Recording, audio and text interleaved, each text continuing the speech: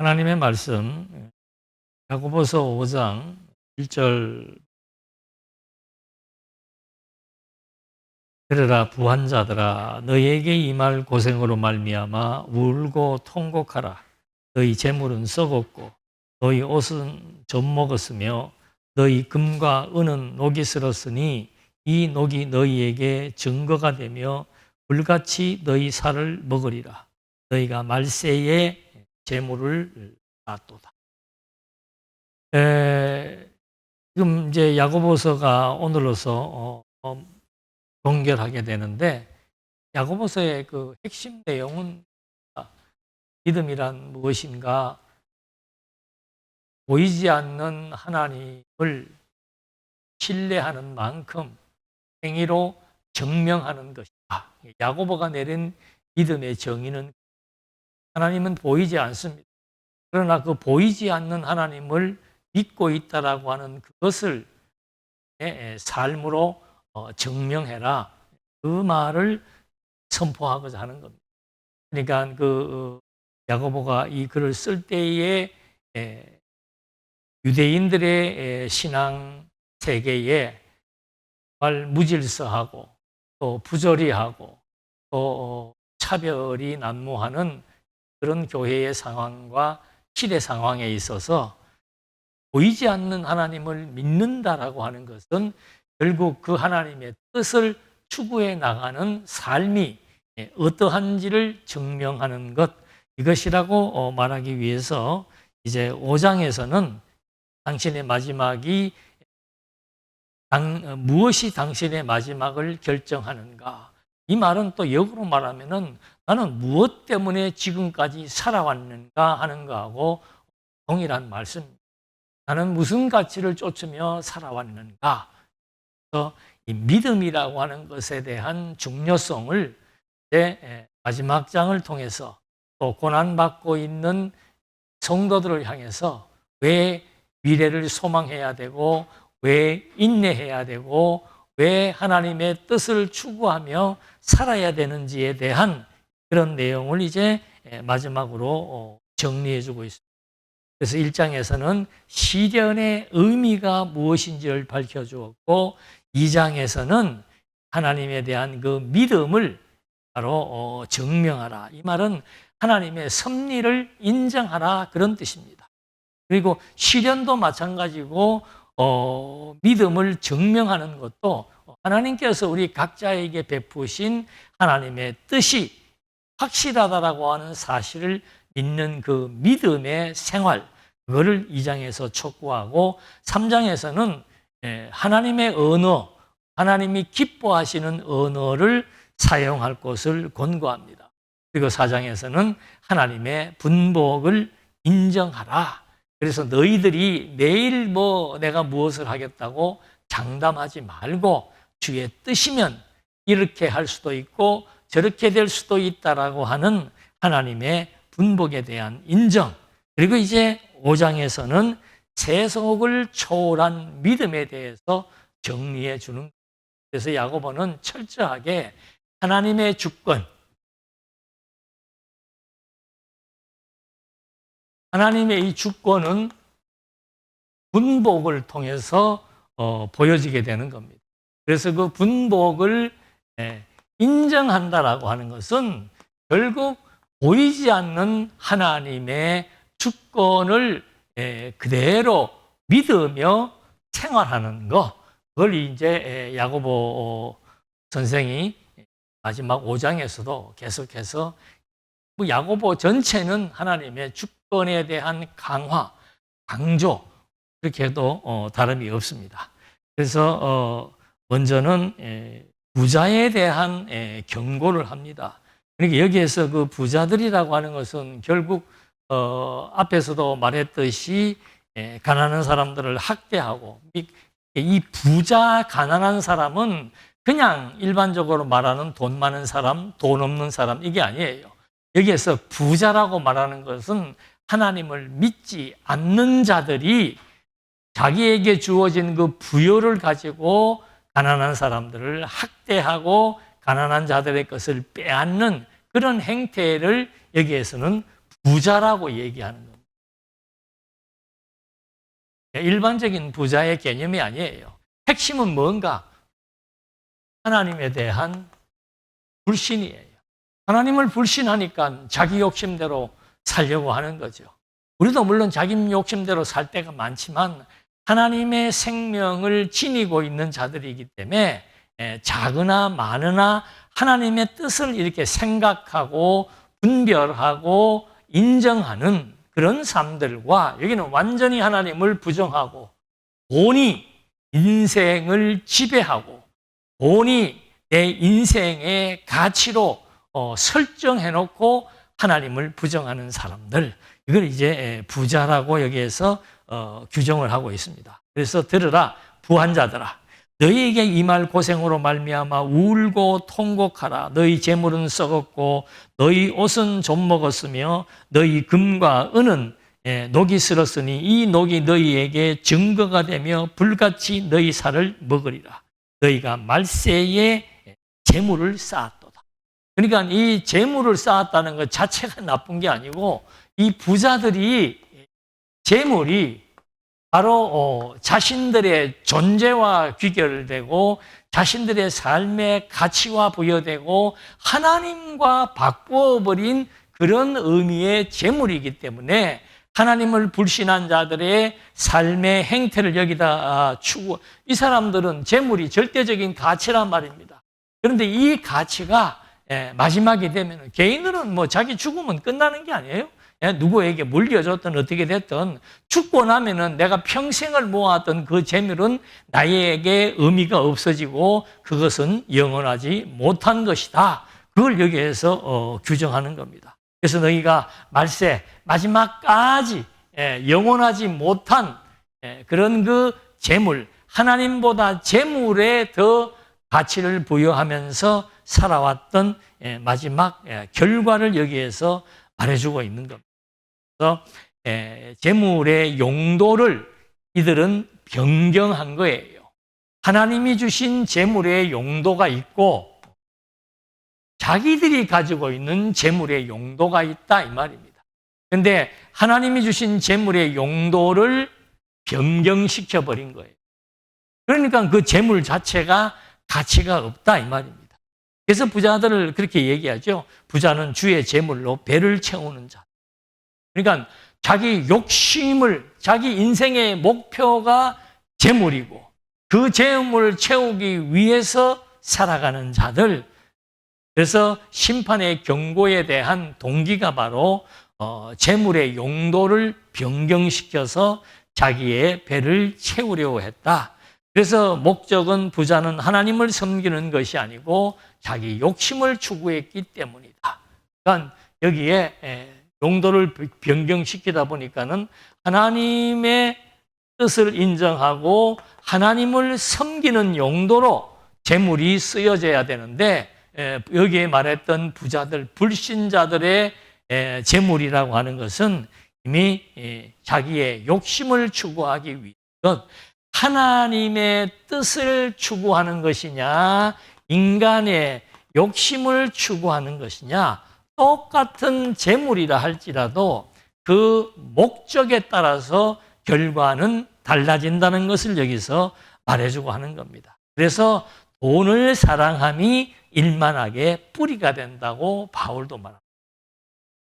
돈 자체가 나쁘다는 게 아니고 돈도 선하고 아름답게 쓰여지면 참으로 귀한 거죠.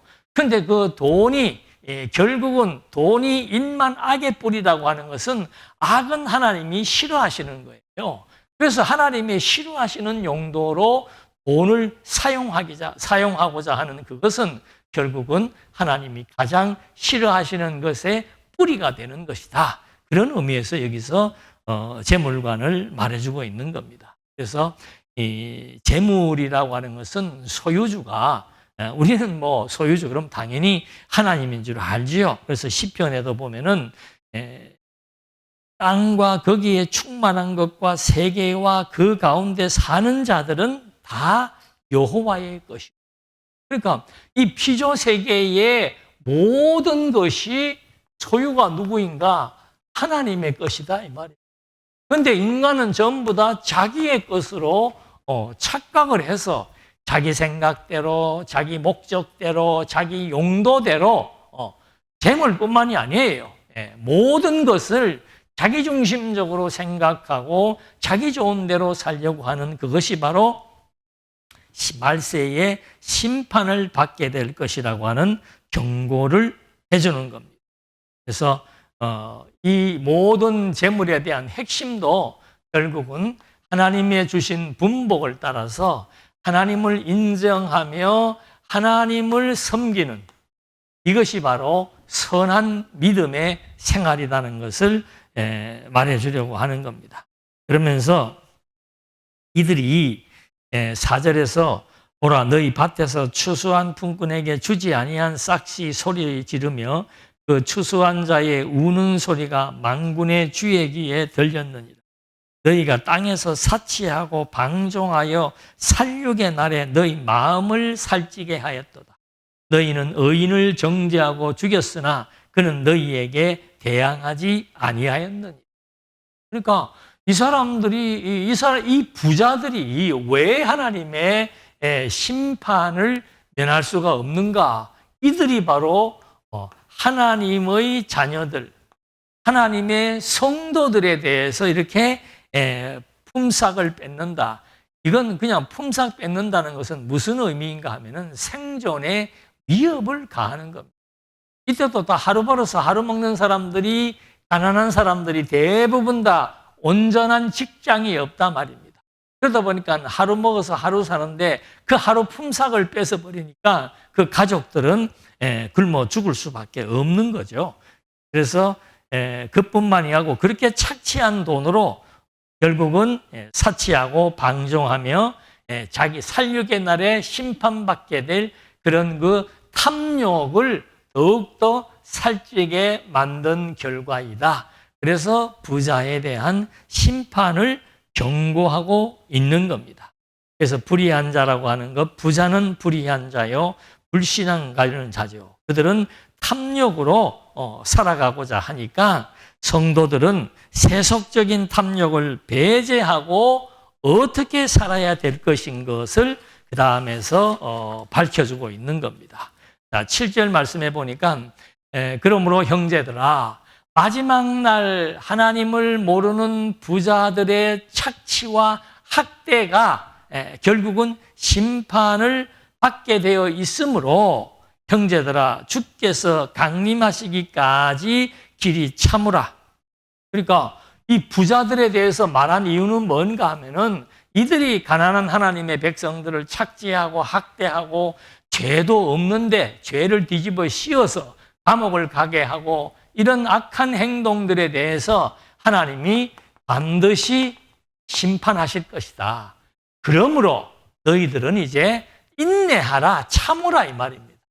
그래서 이 인내라고 하는 말을 그 다음 단원에서 해주는 이유예요. 그래서 시련을 견디는 신앙이란 무엇인가에 대해서 말해주고자 하는데 그 근거는 뭔가? 먼저 세상의 불의한 자들이 하나님의 심판을 받게 될 것이다. 그러므로 형제들아 주의 강림하시기까지 길이 참으라. 보라 농부가 땅에서 나는 귀한 열매를 바라고 길이 참아 이른 비와 늦은 비를 기다리니 너희도 길이 참고 마음을 굳건하게 하라. 주의 강림이 가까우니라. 그러니까 성도들은 마찬가지예요. 인생이라고 하는 것은 한 순간순간에 집착하고 또 그 순간의 상황에 대해서 시비가 엇갈리는 그런 인생을 사는 것이 아니라 말입니다. 지금 하나님의 백성들이 엄청난 핍박, 얼마나 억울하겠습니까?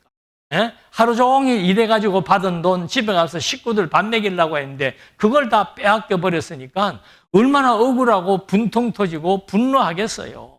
그런데 야고보는 무슨 얘기를 하는가? 핍박 가운데 있지만 너희들은 하나님의 살아계심을 알지 않느냐. 그리고 너희가 무엇 때문에 이런 어려움을 겪고 있는가? 그리스도를 믿기 때문에 그런 것이다. 그러니까 그리스도가 이제 반드시 다시 오셔서 그때 불신자들을 심판하실 것이다. 그러니까 너희는 순간순간에 살지 말고 미래에 대한 확신을 가지고 하나님을 믿는 그 신앙으로 살 것을 말해주고 있는 겁니다. 그래서 농부가 씨를 뿌려서 결실을 하려면 반드시 기간을 기다려야 되는 비유를 들면서 그리스도가 반드시 오실 거니까 9절에 형제들아 서로 원망하지 말라. 그리하여야 심판을 면하리라. 보라, 심판주가 문 밖에 서 계시니라. 형제들아 주의 이름으로 말한 선지자들을 고난과 오래 참음의 본으로 삼으라. 보라, 인내하는 자를 우리가 복되다 하나니 너희가 욥의 인내를 들었고 주께서 주신 결말을 보았거니와 주는 가장자비하시고 긍휼히 여기시는 이시니라. 그러니까 여기 기간 동안 무조건 뭐 해라? 핍박 가운데서 인내하라 이 얘기예요. 근데 인내해야 되는 이유는 뭔가? 하나님의 살아계심에 대한 확증을 가지고 있고 그리스도가 반드시 오신다는 약속을 신뢰하는 그 약속을 믿고 사는 사람들이다 이 말입니다. 그 약속을 믿고 사는 사람들의 그 믿음의 행위는 바로 뭔가? 환난과 핍박 가운데서 그리스도가 오신다는 약속, 불의한 자들의 심판에 대한 약속, 그 약속을 믿는 믿음의 증명이 바로 뭔가? 인내하는 거라는 거죠.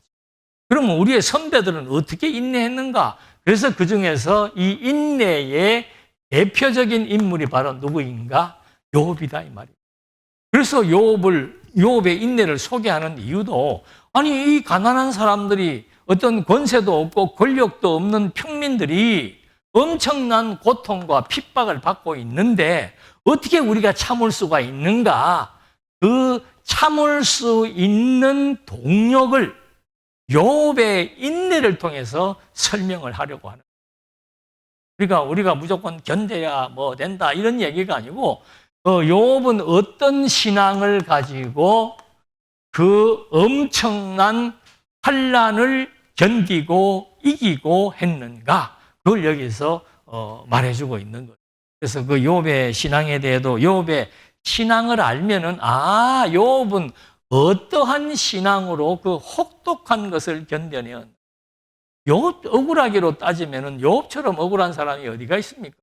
욥은 그 욥의 신앙생활의 모습은 그 동방에서 가장 신앙생활 잘하는 사람이라고 하나님이 인정해 준 사람이에요.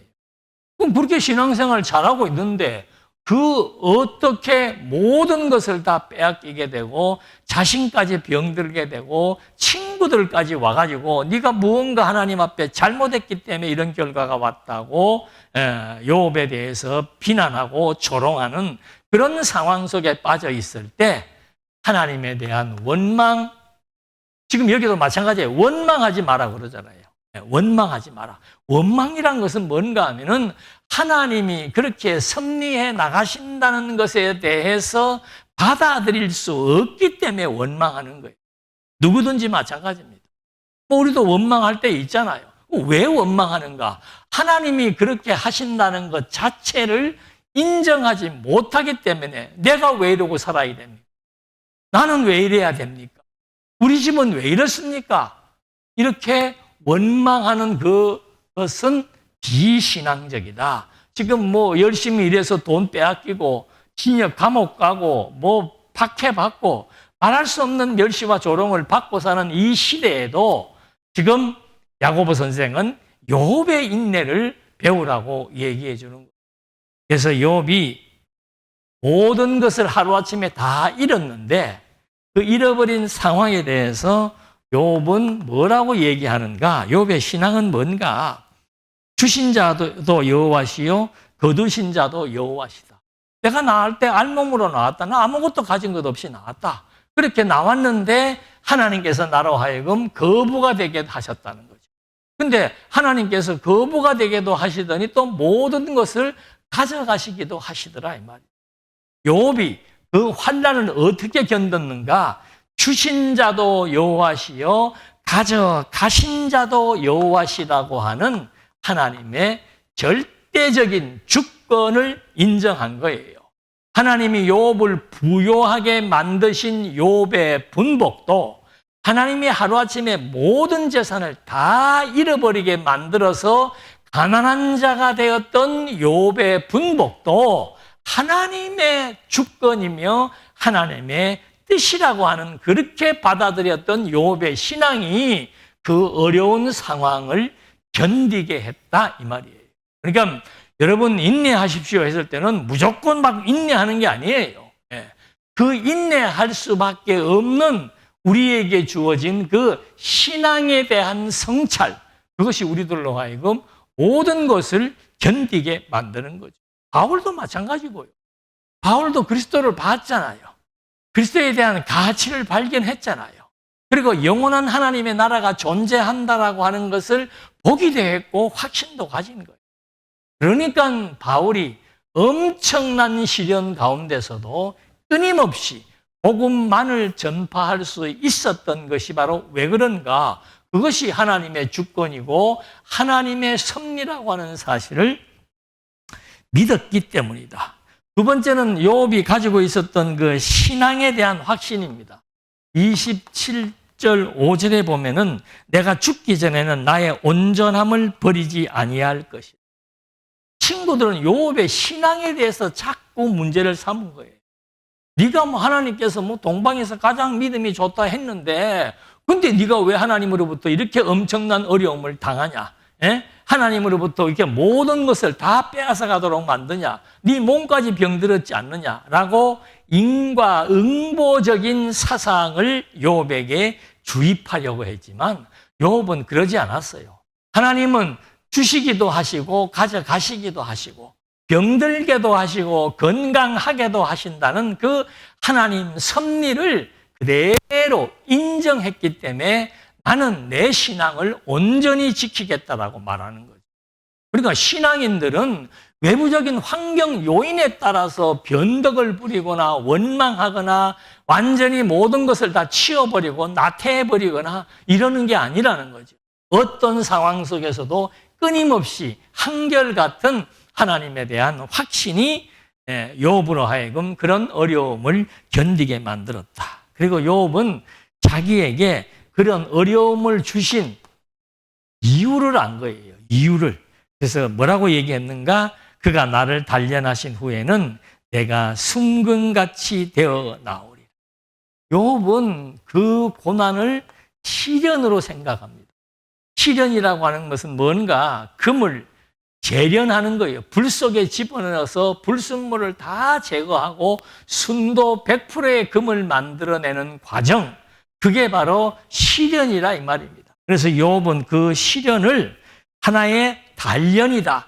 신앙의 단련이다. 그래서 시련은 파멸이 아니고 내 신앙을 견고하게 만드는 과정이다. 수단이다. 그렇게 받아들인 거예요. 그러니까 이 신앙이 욥으로 하여금 그 엄청난 어려움을 견디게 만든 거예요. 그래도 우리는 지금 이렇게 살아있잖아요. 뭐 거처할 집도 있고 뭐 무엇이든지 뭐 걱정 없이 그냥 밥 먹고 살고 주어진 환경 속에서 얼마든지 살아가는데 욥은 모든 그거를 뭐 다 하루아침에 빼앗겨버리고 처음부터 가난한 사람이 가난하게 사는 것은 어렵지 않아요. 익숙하기 때문에. 그래서 꼭 뭐 가난한 사람은 가난도 좋다 그런 말을 하는 게 아니고 그렇게 익숙한데 정말로 부유하게 살다가 하루아침에 완전히 모든 것을 잃어버리게 되는 그 상실감은 말로 형용할 수가 없는 겁니다. 그래서 사람들이 결국 가서는 막 자살을 하기도 하고 공황장애가 오기도 하는 이유가 그 상실감이라고 하는 것은 엄청난 거예요. 그래서 그 다음에 하나님 원망하는 거예요. 왜 하고 원망하는 거예요. 욥은 그 엄청난 것을 잃어버렸음에도 불구하고 하나님이 주인이기 때문에 주인 마음대로 하실 수 있다라고 하는 하나님의 주권에 대한 신앙, 그리고 자기 신앙에 대한 확신, 내가 가지고 있는 이 신앙은 정말로 하나님 보시기에 아름다운 신앙이다. 그리고 마지막으로 하나님이 나를 시련하심은 내가 미워서 그런 것이 아니고 나로 하여금 더욱더 확고한 보이지 않는 하나님의 존재를 확증하게 하기 위한 것이다. 그래서 제일 마지막에 이 시련이 끝났을 때 하나님은 욥에게 어떤 신앙의 선물을 주는 겁니까? 그동안 귀로만 듣던 하나님을 이제 이런 엄청난 과정을 겪고 나니까 눈으로 볼 수 있는, 눈으로 본다는 것은 확증이에요. 확증. 예. 확실하게 나는 증거를 가지고 있다는 거죠. 그게 이런 시련이 없는데 어떻게 믿음이 성장할 수 있으며 시련이 없는데 어떻게 단단해질 수 있냐 이 말이지. 그래서 야고보는 모든 성도들이 다 알고 있는, 특히 유대인들은 욥 그러면 뭐 알지요. 모세오경에도 모세오경이 아니고 그 시가서에도 등장하고 모세와 동시대의 인물이었기 때문에 욥에 대해서 알고 있는데 그 욥의 인내가 가지고 있는 그 의미가 무엇인 줄 알고 그리스도의 강림이 가까워왔을 때 뭐 하지 말라? 서로 원망하지 마라 이 말입니다. 누구 때문에 내가 이렇게 되었다는 원망을 하지 말라 이 말이에요. 그래서 그러면서 내 형제들아, 두 번째는 무엇보다도 맹세하지 말지니 하늘로나 땅으로나 아무 다른 것으로도 맹세하지 말고 오직 너희가 그렇다고 생각하는 것은 그렇다 하고 아니라고 생각하는 것은 아니라 하여 정죄받음을 면하라고 얘기해주고 있는 겁니다. 그러니까 첫 번째도 하나님의 주권에 대한 얘기입니다. 그 시련, 어려운 시련을 하나님의 주권에 대한 인정, 주권에 대한 인정이라고 하는 것이 결국은 분복을 수용하고 받아들인다는 것. 그렇기 때문에 원망하지 않고 견딜 수 있는 힘이 발생한다는 것을 말해주고 있는 겁니다. 그러면서 그 다음에는 맹세하지 마. 여러분, 맹세를 왜 하면 안 되는 거예요? 내가 내일 어디 가서 1년을 유하면서 큰 거부가 되겠다고 돈을 벌겠다고 다짐하는 것과 같은 얘기예요. 내 인생의 내일이 어떻게 될 줄 알아서 그런 장담을 하느냐. 맹세도 마찬가지입니다. 인간은 자기 한 말을 지킬 수가 없어요.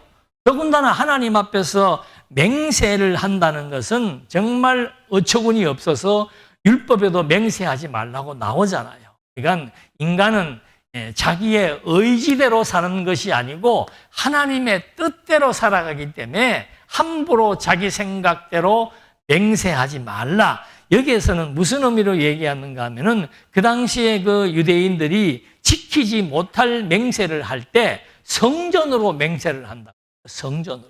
성전으로 맹세하는 이유는 뭔가 하면은 자기가 하나님 앞에서 성전으로 맹세를 했을 때 지키지 못하면은 나는 하나님의 이름으로는 맹세하지 않았다. 성전으로 맹세했기 때문에 나는 못 지켜도 괜찮다. 자기 합리화, 자기 책임에 대한 전가, 이런 식의 아주 사기꾼과 같은 그런 생각들을 하려고 하는 것 때문에 맹세라는 것에 대한 금지를 한 거예요. 이거는 완전 언어적인 기만이고 사기예요. 성전이 하나님의 집인데 성전으로 맹세했다고 못 지키겠다 하면은 하나님의 이름으로 안 해서 못 지켜도 된다라고 말한다면 그건 말장난에 불과한 것이기 때문에 맹세를 하지 말고 그냥 진실의 언어를 말해라. 어떤 상황에 대해서 맞으면은 예하고 틀리면 아니라고 얘기하면 되는 것이지, 아니 맞는 것을 아니라고 얘기하거나 아닌 것을 예라고 거짓말을 해서 하나님의 뜻을 번복할 수 있는 것처럼, 하나님의 뜻을 자기 생각으로 바꿀 수 있는 것처럼 그런 식의 행동이라고 하는 것은 결국 하나님의 주권에 대한 도전에 불과한 것이다. 그래서 원망하지 말라는 것, 인내하고 원망하지 말라.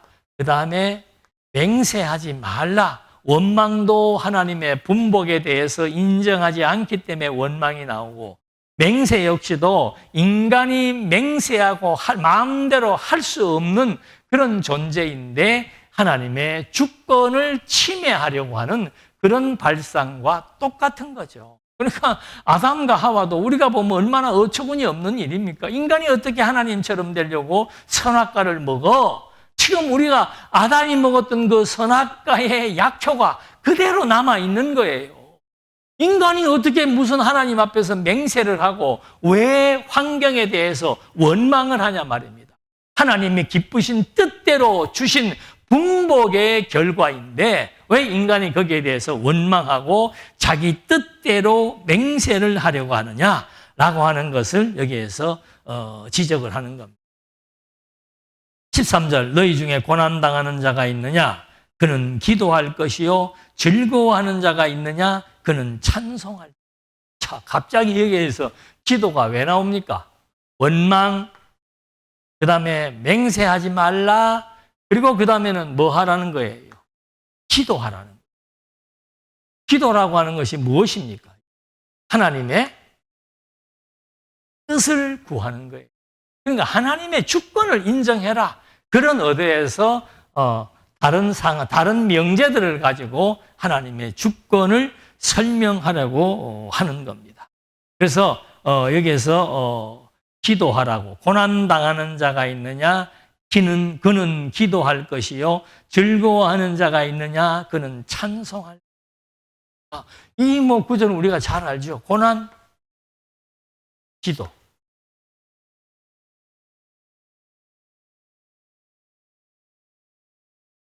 즐거워하는 자. 형통이죠. 즐거워할 일은 형통.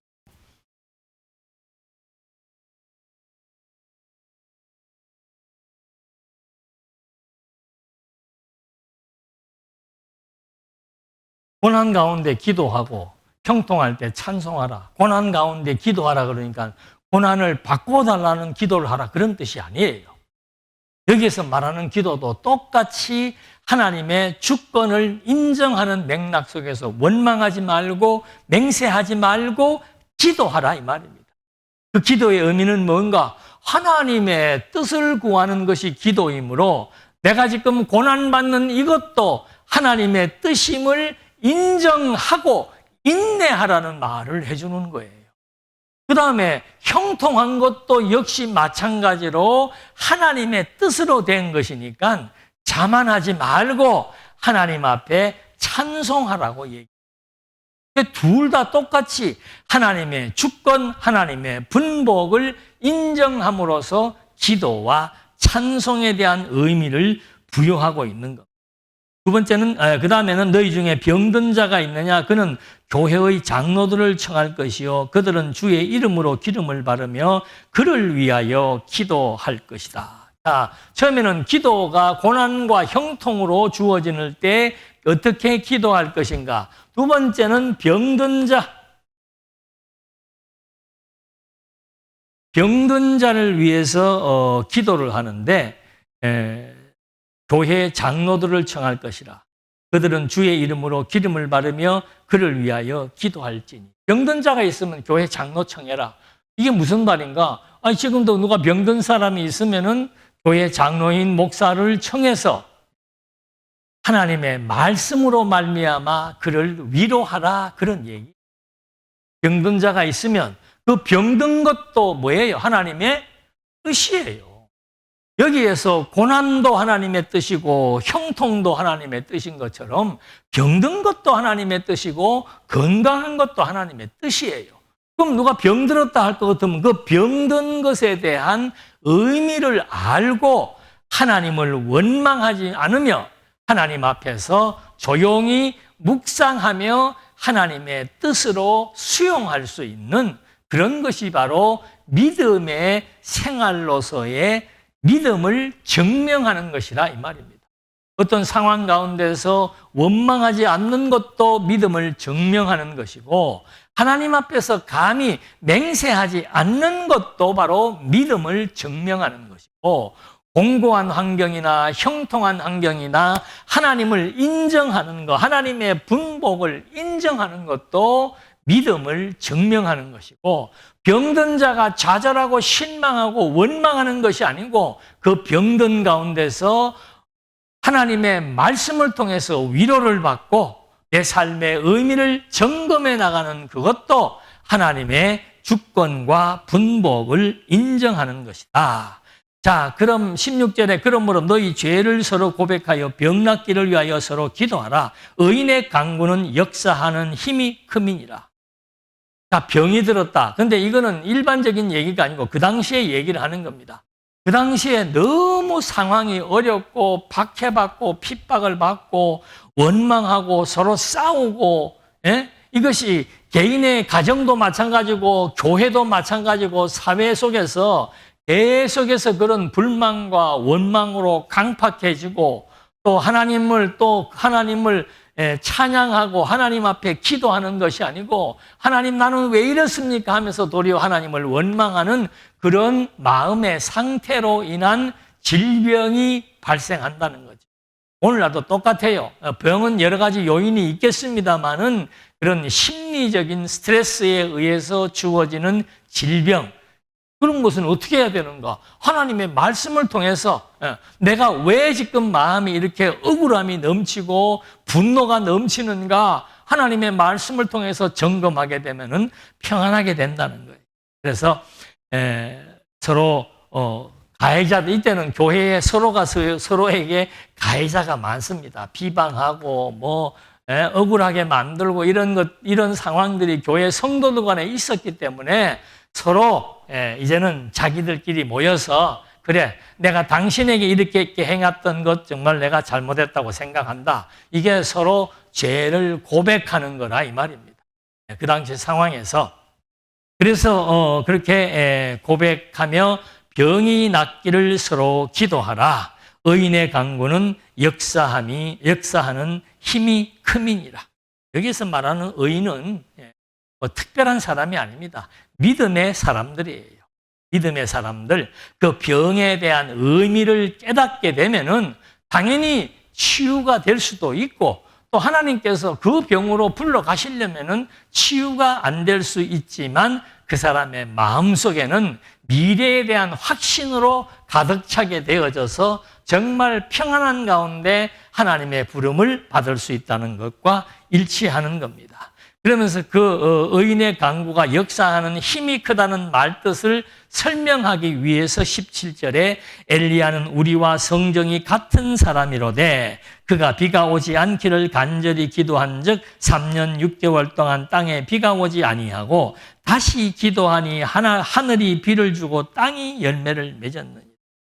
의인의 기도. 이 말도 곡해하면 안 돼요. 의인의 기도는 죽은 자도 살린다. 이런 식으로 왜곡하면 안 된단 말입니다. 여기 지금 엘리야가 기도라고 하는 것이 아까도 말씀드렸습니다만은 하나님의 뜻을 구하는 것이고 하나님의 약속을 기다리는 거예요. 그러면 여기 엘리야를 왜 지금 갑자기 끄집어냈는가? 엘리야는 갈멜산에서 기도할 때 아합 왕과 그 바알을 섬기는 사람들과 450대 1로 갈멜산에서 기도를 합니다. 그런데 많은 부흥사들은 엘리야가 450대 1의 우상을 섬기는 자들과 기도의 대결을 벌였을 때 하나님께서 엘리야에게 응답해서 비가 내렸다라고 혹자들은 말합니다만은 성경은 그렇게 말하고 있지 않아요. 열왕기상 17장에 보면 엘리야 사건에 대한 얘기가 나옵니다. 하나님께서 비를 내리지 않겠다고 약속을 합니다. 그리고 하나님께서 내가 비를 내리만 할 때가 되면은 비를 내리겠다. 그래서 3년 6개월 동안 비가 내리지 아니하다가 여호와의 말씀이 엘리야에게 이르시되 너는 가서 아합에게 보이라. 내가 비를 지면에 내리리라. 그러니까 하나님의 약속, 하나님의 명령에 따라서 엘리야는 기도한 거예요. 내가 기도했기 때문에 비가 오고 내가 기도했기 때문에 병이 낫는 게 아니고 하나님의 뜻에 의해서, 그래서 이 병 들었다, 비가 오지 않았다, 맹세하지 말라, 원망하지 말라, 다 똑같이 하나님의 주권을 인정하고 하나님이 모든 상황을 당신의 뜻대로 섭리하신다는 것을 인정하는 것, 그게 분복에 대한 인정이라 이 말입니다. 그래서 여기에 지금 기도에 대한 형통과 공고함에 대한 상황, 그리고 여기에 병든 자들에게 대한 기도에 대한 권고, 이런 것들이 전부 하나님의 뜻에 대한 설명으로 시작된다는 사실을 여기에서 말해주고 있는 겁니다. 그러면서 마지막으로 내 형제들아 너희 중에 미혹되어 진리를 떠난 자를 누가 돌아서게 하면 너희가 알 것은 죄인을 미혹된 길에서 돌아서게 하는 자가 그의 영혼을 사망에서 구원할 것이며 허다한 죄를 덮을 것이니라. 그러니까 지금 말씀을 듣다가 밖으로 나와서 돌아다니는 그런 사람들에게 진리의 말씀들로 권면하게 되면은 그가 미혹된 길에서 다시 돌아오게 되어 그의 영혼이 사망에서 구원함을 얻게 될 것이다. 그런 성도들이 복음을 전해야 되는 도구라고 하는 사실을 여기서 한 번 더 밝혀주고 있는 거예요. 그래서 고난 중에 기도한다는 것, 하나님을 전폭적으로 의지한다는 것, 병든 자를 위한 기도, 생명의 가치를 알고 하나님의 능력을 신뢰한다라고 하는 것, 죄를 고백하며 기도한다는 것은 하나님의 사랑을 확인하는 것과 마찬가지고 영혼을 구원하는 기도라고 하는 것은 결국 하나님의 구원 사역에 내가 쓰임을 받는다는 것과 동일한 거예요. 그래서 완전히 교회가 무질서하게 개인적인 이기심에 의해서 빈부차별이 생기고 가진 자가 못 가진 자를 조롱하며 핍박하는 그런 상황으로 서로가 서로에게 상처가 되어가지고 어떤 사람은 병들기도 하고 어떤 사람은 신앙에서 이탈되기도 하고 무슨 교회가 이해 그러면서 나가서 밖으로 돌기도 하는데 너희들은 하나님의 뜻을 중심으로 하나님의 분복에 따라서 하나님이 섭리하신다는 것을 다시 한번 공고해 줌으로써 그들로 하여금 하나님의 뜻에 모든 생각들을 집중시켜서 하나님을 인정하며 주어진 현실을 넉넉히 견딜 수 있도록 한다라고 합니다. 이 야고보서는 대비시켜서 설명하는 겁니다.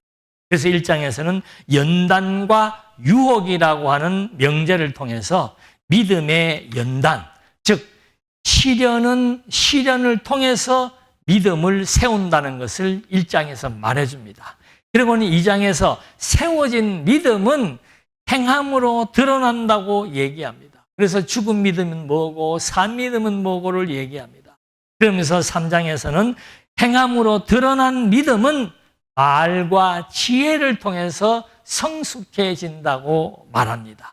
그리고 4장에서는 성숙한 믿음은 세속적인 욕망을 버리고 하나님을 선택한다고 말하면서 마지막 5장에서는 불의한 부자와 의인의 인내를 설명하면서 하나님을 선택한 자 끝까지 인내하고 기도하는 힘으로 믿음을 완성시켜 나간다라고 하는 이런 맥락과 논리에 의해서 이제 야고보서는 정말 진정한 믿음이란 뭔가, 보이지 않는 하나님을 믿는다는 것은 무엇을 의미하는가, 나는 과연 무엇이 내 마지막을 결정하는가, 이건 다른 것 없죠. 하나님에 대한 믿음이에요.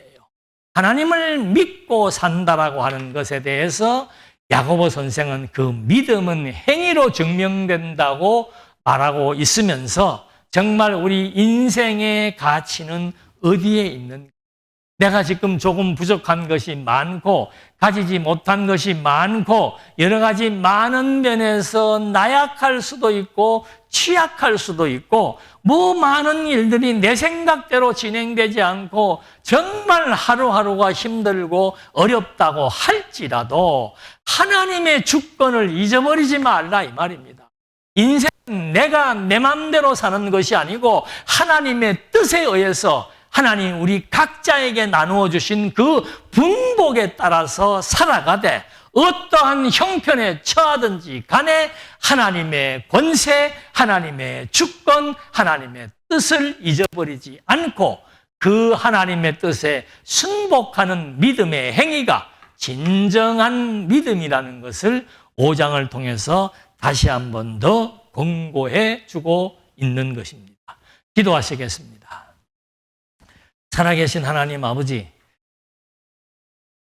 환난과 고통과 부조리와 불의한 세상 가운데서 보이지 않는 하나님을 믿고 하나님이 주신 분복을 뜻으로 받아들이며 산다는 것은 하나님의 지혜가 없이는 불가능한 줄 압니다.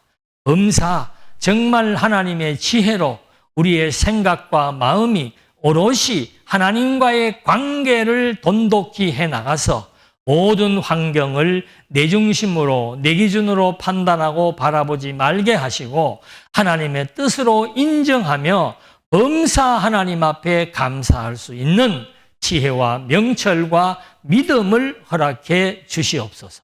예수님의 이름으로 기도드립니다. 아멘.